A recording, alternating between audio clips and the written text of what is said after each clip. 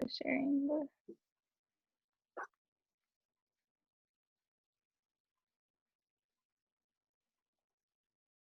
Okay, back to it. Okay, so I think writing bullet points, which it should show up, is probably one of the most important parts of your resume. So um, I think, okay, so basically at the Career Center, we have like a little method that we have for writing bullet points. So you can maybe use this if you're having trouble writing about your experiences. So that is, you say what you did, how you did it, the tools, the skills that you use to do the thing that you did, and then what was the benefit and what was the result of that. So try to make each bullet point have that information. It's okay if you can't do all of it for every single experience, just try to do it for as many as you can. The whole point is to just be as specific as possible and try to avoid being too general. Every single bullet point should begin with an action verb. So an action verb is things like coordinate, resolve, manage, create. These are verbs. You want to just start it out with the verb instead of like writing a full-on sentence. You can just start with the verb, start with what you did. That's because when employers are looking over your resume, they'll automatically see what actions you've taken. Instead of just having to read through a bunch of text to find what you did, they can see right away the types of things that you did. And then make sure that you're using the right verb tense, which means like if you're currently doing the position, don't use past tense, use present tense. So if I'm presenting the meeting right now, I'll say present meeting instead of presented, if that makes sense. Okay. These are some examples of bullet points in case you're kind of unclear on it. So action verb is in bold. For example, provide efficient and accurate checkout for customers, improving customer satisfaction. So the action verb is in bold, provide, and the benefit and the result is in italics. It's basically what was the result of the action of providing the checkout for customers. It improved customer satisfaction. So that's like a result. And then the other one is assisted manager with new employee training using effective communication and leadership skills. So basically all this is saying is write more than just what you did. Say the tools that you used and what was the result. Okay, these are some more examples of bullet points. So the first one that says good, that is something that is just too general. Like it's okay, but it's not very descriptive and it's not really like showcasing all your skills. But the second example is very specific. So it has numbers, like how many discussion sections were led to 25 students each, like it's giving specific numbers. And then it's talking about the concepts that were used, political and cultural concepts. It's talking about basically a lot more specific information, and that's more helpful to an employer because they know what kind of like topics you can work with, what types of students you can work with. Basically, it's just giving them more of a picture of what you did in your job. So try to be really specific. Okay, now this is an optional section of a resume. It's a skills section. So a lot of people in their skill sections put soft skills, which soft skills are basically like things that are personal characteristics, personal traits, like, oh, I'm a really good communicator, I'm a good listener, I'm creative. These are soft skills. So you don't want to put those in your resume under the skills section because those don't really say much. You're better off explaining how you did those things in your bullet points, or trying to demonstrate what actions you took that show that in your bullet points rather than just listing it out in the skills section. Instead, we want you in your skill sections to put hard skills, technical skills, computer skills, if you know any languages, even if you know how to like work with Google Drive or Microsoft Office, like those are technical skills. Certifications, like lab skills, research skills, like they want skills that are basically technical and not personality characteristics, because that will show what types of things you know how to work with in your job. So hopefully that makes sense. That's not to say that soft skills are a bad thing to talk about, but it would just be better to not put it in your resume, but maybe talk about it in your cover letter or maybe in your interview. All right. So these are some examples of hard skills or technical skills. There's like Microsoft Office skills, Adobe Photoshop skills, languages, like people knowing how to read and write in Spanish. Please don't put a language that you don't speak, because that is just, you're basically, they'll find out one way or another if you don't know how to speak that language. Lab techniques, so even things that you learned in your classes, like laboratory techniques, is okay for the skills section. Okay, and then that's pretty much the gist of how to build a resume. And if you're having trouble with anything, these are some more resources that you can use to like kind of try navigating it. So if you go to the Career Center website, we have a bunch of resources about how to write resumes, and also like examples of what they could look like. So you can kind of browse through what other people have done, and you can like borrow from that. So definitely look at our resources. We have so many handouts and guides, all for free. And then another thing I really highly recommend is JobScan. Go on to JobScan, and if you have the job description for the job that you're wanting to apply to, just copy paste it into JobScan and then upload your resume. JobScan is going to compare those, and basically based on your resume, it's going to compare that to the job description and see like what skills that you're missing, or what things that you're not including that you could be including, or how you can make your resume better. Because nowadays a lot of companies, they scan your resume online, and they scan it for keywords, and if you don't have those keywords, then they won't basically select you. So JobScan helps you make sure that you're basically showing up in those employer scans so that your application is going to be shown because you have the keywords. Basically, JobScan teaches you a lot. So I think everybody should try to go use that if you have time.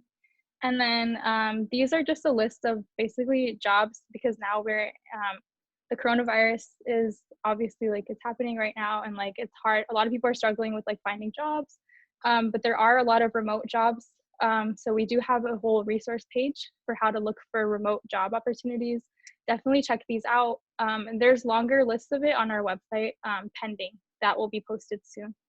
So just check these out if you have a chance. And yeah, that's pretty much all I had. All right, thank you. Okay, I'll stop sharing my screen. Yes, let me go ahead and open my screen now. All right, so we're gonna go ahead and get started with the acing the interview process, just kind of discussing some tips. Let me go ahead and start sharing my screen. All right, can everyone see that? Yes? Yes. All right, thank you. Okay, so we can go ahead and get started. Why isn't it loading? That's my good question. Yeah.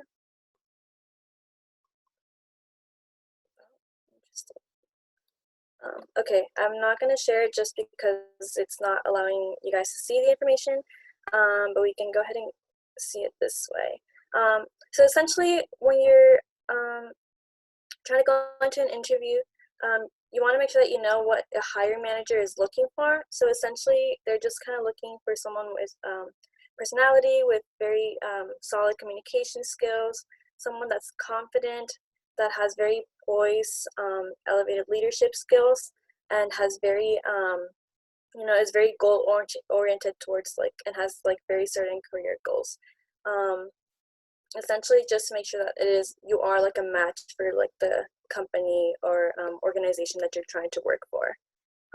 Before you enter an interview, you always want to make sure that you do some basic research. So making sure that you take a look at the job description and that you study it.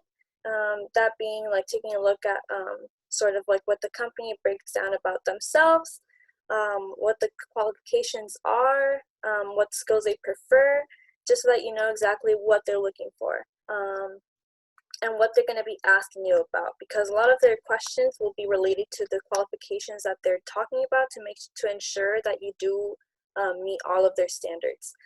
So you want to make sure that you do that, and you also research the organization. That being taking a look at their website, sort of what the size of the company is or the organization, what the business culture is. One good thing to always do is to use your network. So LinkedIn is always a good resource for this. Taking a look at through LinkedIn at like the company and seeing if there's any like UCSC alumni that might work there or that have worked there, and reaching out to them is always a good thing to do so that you can get an idea of what steps they took to start working there. Going along with like more research that you can always do, you always want to know like who is the customer, so who is like the company and what exactly it is that their services are. You want to kind of take a look at sort of like who their competitors are, what the challenges are, their mission statement, or like the history of the company. And the number of employees is also good to know, just to get an idea of the size of the company.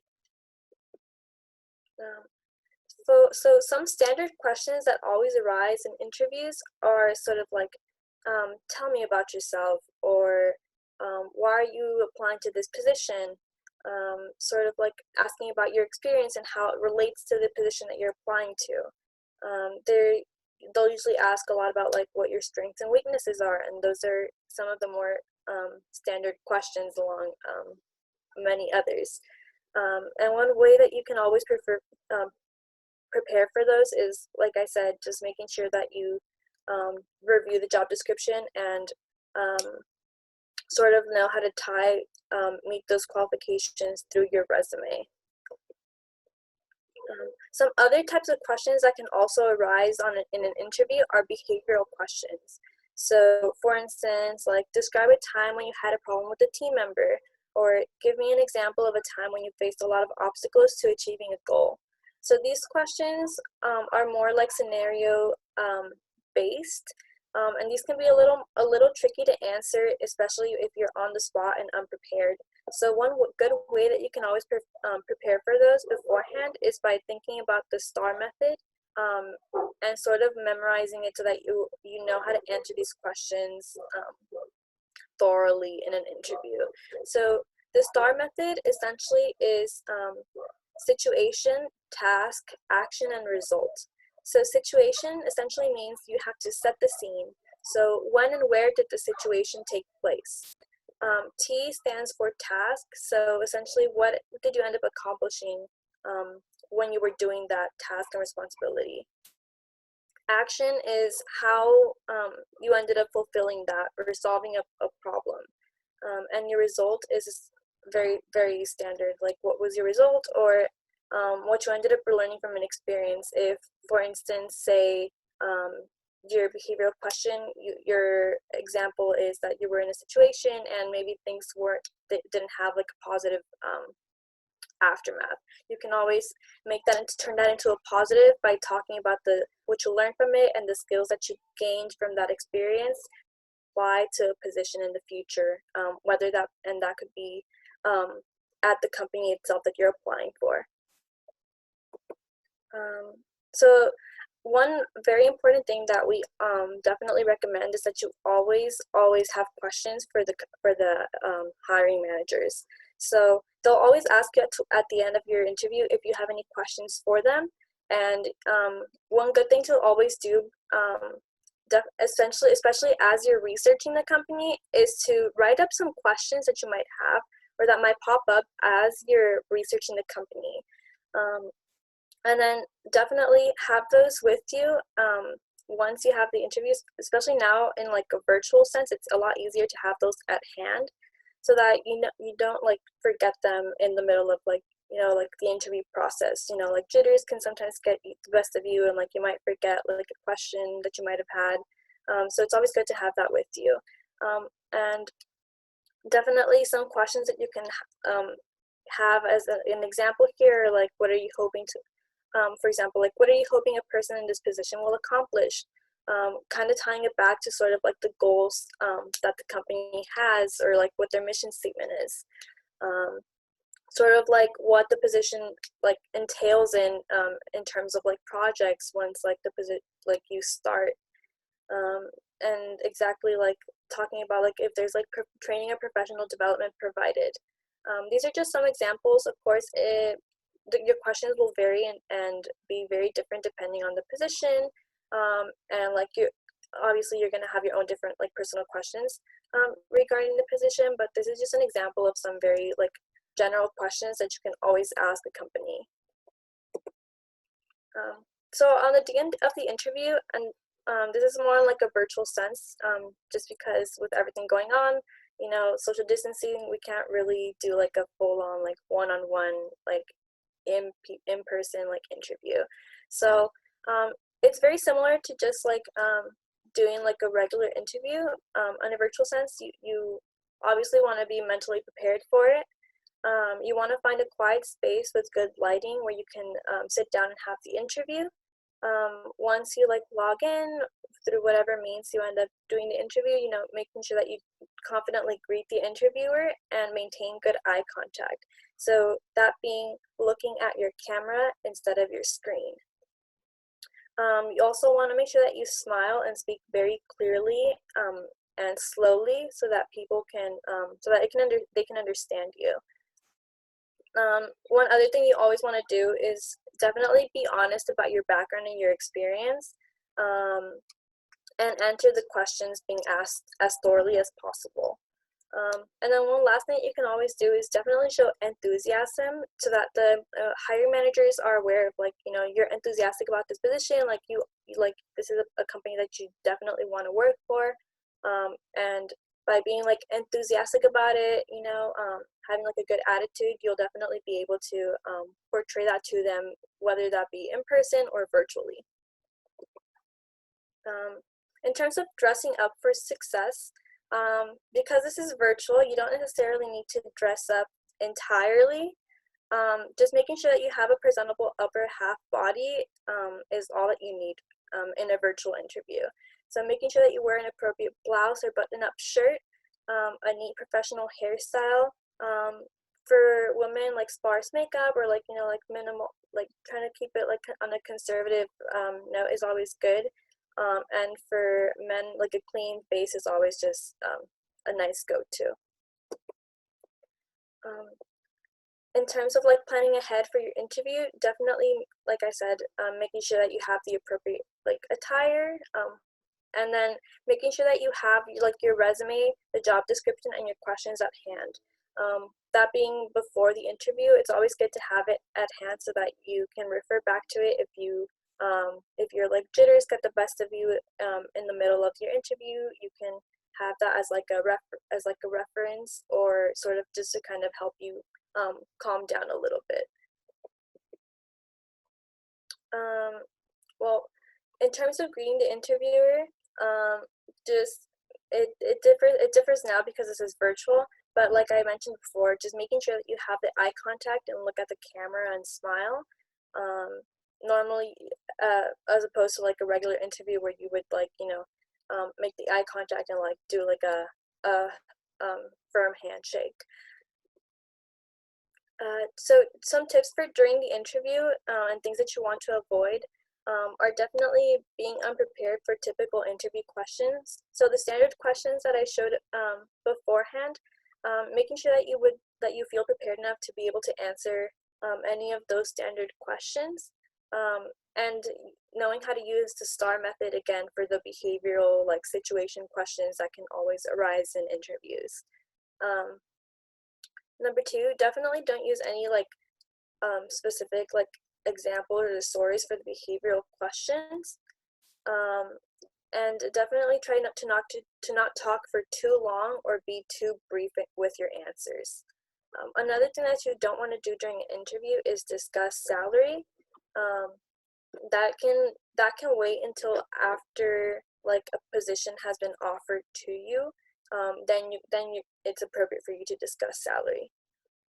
You also, I definitely recommend also avoiding like not asking any questions about the employer, and then just to maintain that professional like interaction, and then don't definitely avoid bad mouthing any former employers or coworkers. And then this is like a given, but definitely don't have like your cell phone on like ringer, set it on silent or turn it off, which would be best, so that it doesn't go off in the middle of an interview. And towards the end and after your interview, make sure that you thank the interviewer for his or her time. Reiterate again your interest in the position and the company. Ask about like the next steps, so like when you will be hearing back from them, if there's any like materials that you need to submit, and if they do request any, definitely send those as soon as possible. And then one thing that we always suggest is that you send a thank you email or note to follow up with the employer after your interview. That way, you can sort of like, again, reiterate, like show your interest once again in the position, and you're more memorable that way to the employer. And a little bit more on like a thank you note that you can do is, again, like thanking the interviewer for his or her time.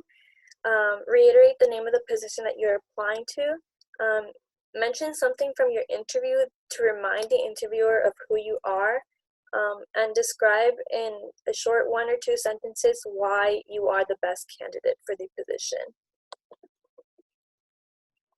And then if you do have any more questions regarding like interviewing tips, definitely come to drop-ins or to get help with your resume, or with like I said, any interview tips that you might have. We also provide mock interviews. So after you see one of the peer coaches, such as Fatima or myself, you can set up an appointment with one of our career coaches to set up a mock interview to better prepare you for an interview.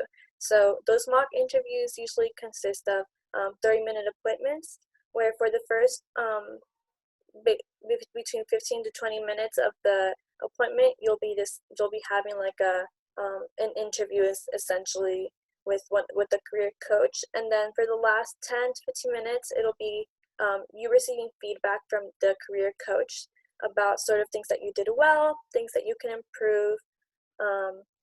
And then if you are interested in doing one of these mock interviews, definitely make your appointment via handshake.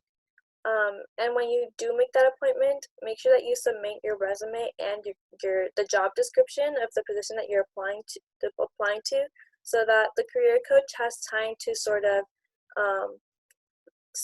see your materials and create questions that would be appropriate and that would fit the sort of questions that you would receive from the employer.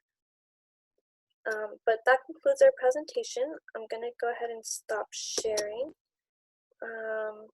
Does anyone have any questions regarding resume or interview tips? You're welcome to ask in the chat or unmute yourself.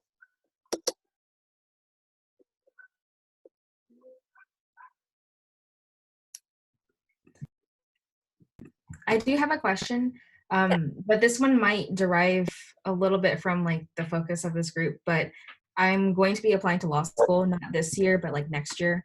And I was wondering, like, when it comes to resumes and experience and stuff like that, especially since I heard you were a pre-law counselor, is it best, like when law schools are looking for candidates for like potential students, do they want more experience, or would they rather you have like people just coming out of college, like it's fine?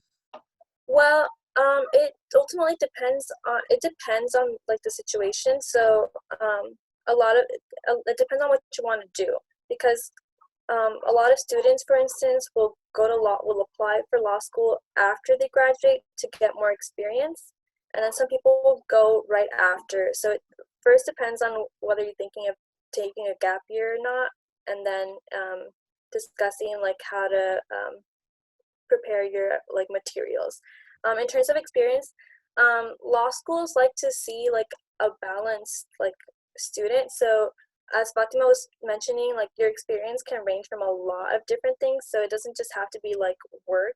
It can be like any like relevant projects or like presentations that you can always include that would be relevant or would make you a balanced candidate for law schools. Does that make sense? Yes, it does. Thank you. Does that answer your question? Yes. Okay. Any other questions that anyone might have? I had a quick question just about how do you like start writing cover letters? Because that's something that I struggle a lot with, but that's not really like related. Anyways, yeah, that was my question. Yeah. Thank Fatima, you wanna for answer? your question. Thanks for your question. Yeah, cover letters, a lot of people struggle with just because it could seem overwhelming to like think about having to write like paragraphs and like write about yourself and introduce yourself. But basically, cover letters are just introducing yourself, your skills that relate to the job you're applying to. It's basically like a really quick summary of your resume, but it's more personal than your resume because you're talking like from yourself and you're introducing yourself rather than just putting your experiences on a page. So it's kind of more personal than a resume. That's kind of just a quick summary of a cover letter, but I think it would be best if you attend drop-ins. So like we have a link to the Zoom calendar on this PowerPoint, but if you can't access it through there, you can also just go on the Career Center homepage and then go to our drop-in calendar. You can access it from 10:30 to 8 p.m. Like we have drop-ins that whole time. So definitely come see us so we can give you like one-to-one help because cover letters are very individual to you. So it would be best, I think, to do like an individual appointment. But yeah. Okay, thank you. Yeah, any other questions?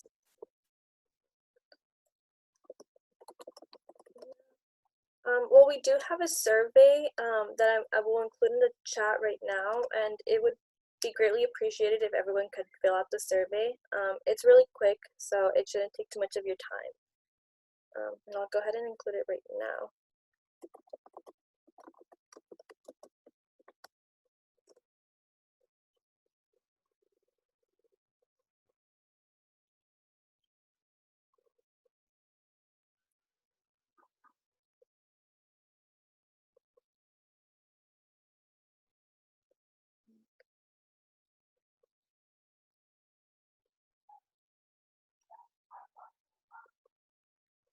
Any other questions or just anything that's on your mind about what we talked about? Yeah, and it doesn't have to be like just pertaining to like the resume or like the interview. If you have any questions about other services that we might offer, you can also feel free to ask that as well. I don't know if we mentioned it, but our drop-in hours are, we're doing virtual through Zoom drop-ins Monday through Friday. So Mondays we do drop-ins from 10:30 to 8 p.m. and then Tuesday through Friday we do drop-ins from 10 to 8. So you're more than welcome to stop by for a drop-in through our Zoom link that's on our events page, or you can always send us an email to our CC Coach email. And then to answer the question in the chat, what is the presenter name in the survey? I think it means either me or Jasmine's name based on like which presentation you're referring to. My name is Fatima, and then that's Jasmine. Yeah.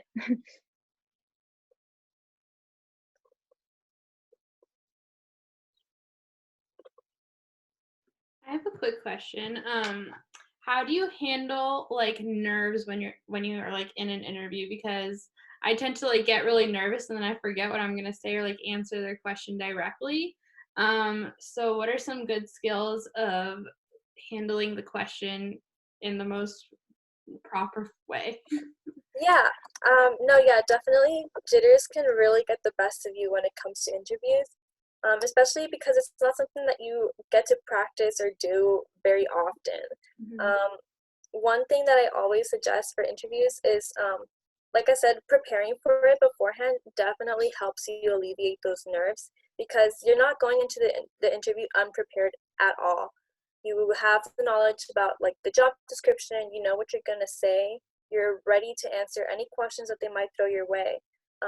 So you're already standing on like much firmer ground than if you were to go into an interview and not knowing exactly what you're gonna say, the types of questions that they're gonna ask, especially those behavioral questions because those are like the most like tricky ones, like I said, to answer on the spot. So like I said, that's a very essential aspect in terms of like preparing and getting rid of those nerves.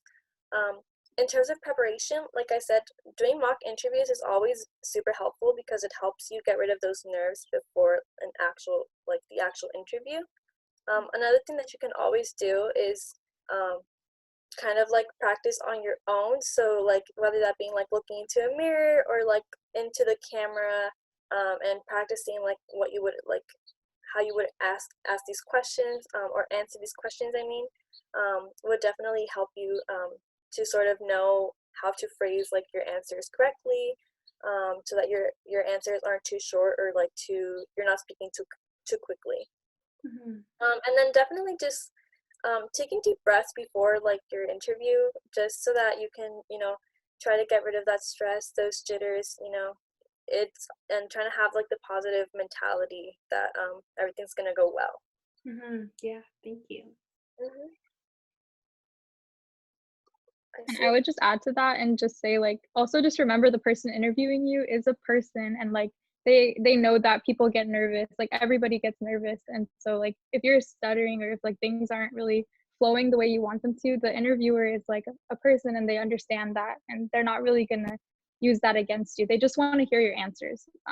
So I just don't like be too hard on yourself, because like people understand. Yeah, I see a question on the chat. It says, how do we answer a question about problems / conflicts we've had with team members? What if we've never had a problem? So for the first part of that question about answering a question about problems and conflict with team members, you don't want to get like too specific or, like I said, badmouth any of the parties involved in the problem, because that just is not professional. It's very unprofessional. So you want to make sure that you demonstrate that you have like a very that you're a team player. So bad mouthing anyone or trying to make it seem like someone else was like at fault about the problem would just not be the best way to go about answering those questions. So you want to just be in a sense kind of like broad about like the exact situation that occurred, just discussing sort of like a general idea of like how like a problem arose and like how you ended up resolving that through like either like a mediated conversation, or however you guys ended up resolving that issue, and then making sure that you ended up in a positive note by describing sort of like what you learned from that experience and how that is applicable to like any conflict that might arise in a different position, such as like the one that you're applying for. And then if you've never had a problem in a work setting, you can always discuss like any sort of like how you might think you might sort of like solve a situation that might arise. So just like like if they ask you about that, you say, well, like I would resolve it in like like making sure that try to stay collected, not like point fingers at anybody, just to show that, like I said, that you're like at a professional level to like solve conflict in a work setting. Does that answer your question? Awesome. Does anybody have any more questions?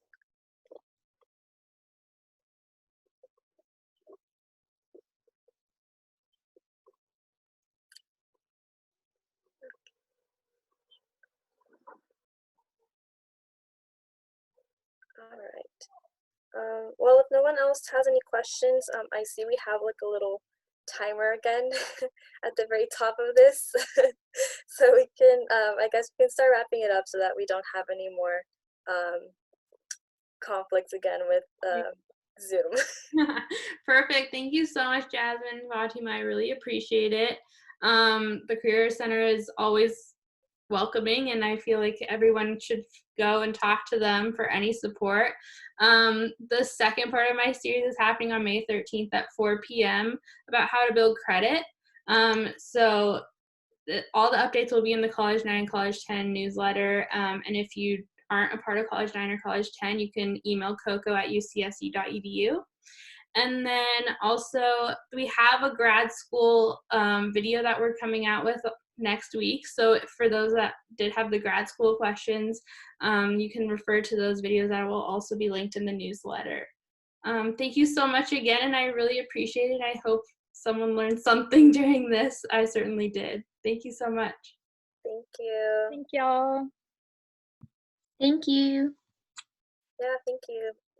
Bye-bye.